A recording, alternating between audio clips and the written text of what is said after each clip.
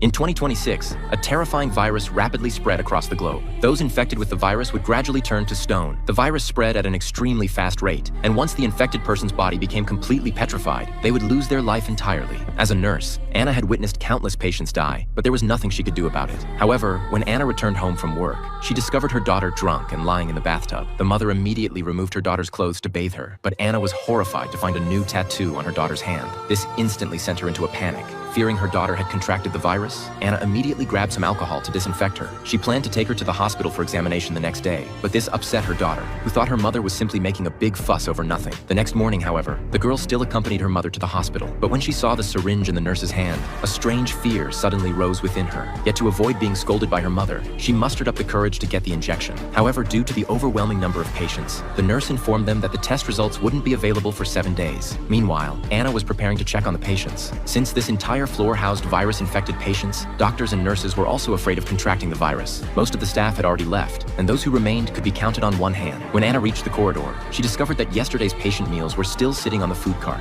With no other choice, Anna pushed the cart to deliver the meals to the patients. When she entered the ward, the entire room was filled with patients who had already turned to stone. Their petrification had reached over 80%. The patients had lost the ability to move. What came from their mouths was no longer air, but powder. They could only sustain their lives through machines. Fortunately, this virus didn't spread through the air. Just as Anna was delivering food to the last patient, she discovered that the person had completely petrified and lost their life entirely. Anna felt deeply disheartened, but there was nothing she could do to treat them. She unplugged the equipment from the patient's body and covered them with a white sheet. At the same time, the girl had finished her examination and returned to school, but she felt an unbearable itching all over her body. Just as the girl kept scratching her arm, the teacher suddenly called on her to answer a question, but the girl hadn't noticed that the wound on her arm had split open. Blood dripped down her arm onto the desk. The classmates were terrified when they saw this. The teacher quickly told the girl to go to the infirmary to treat her wound. The classmates urged her to leave immediately, as if the girl had become a demon. Seeing this, her boyfriend immediately chased after her, but instead of going to the infirmary, the two hid in the bathroom and began kissing in secret.